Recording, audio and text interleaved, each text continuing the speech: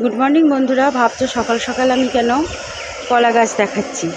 হ্যাঁ, এই কলা গাছটা আমাদের পাশের বাড়ির এক প্রতিবেশী। কি বলো তো, এত কলা গাছ হয়েছে, এত কলা ধরে, কিন্তু কখনো কলা পায় না। কিন্তু যখন শেষ হয়ে যাবে, যখন কলা গাছ কাটবে তখন বলবে থোড় খাবে। কেন বলো তো? থোড়টা উনি রাঁধতে জানেন না, তাই আমার কাছে থোড়টা নিয়ে চলে আসবে। কেন নেব বলো তো? তারপরে আবার কলার পাতা চাইলেও, একদিন কলার পাতা চাইতে গেছি, না না এখন তো কলা ধরছে, কলার পাতা কি দেবো? আমি বললাম, না কাকিমা, ইলিশ মাছের সময়, তাহলে পাতুরি করে খাবো, একটা কলা পাতা দেন। না, কলা পাতাও দেবে না। তারপরেই দেখো মাটি ফেটে এইদিকে চলে আসছে।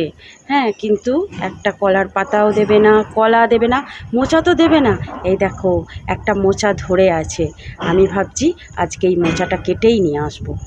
নিজেরা তো দেবে না, তাই ভাবছি আজকে কেটেই নিয়ে আসবো। কি বলো, তোমরা সাথে আছো তো?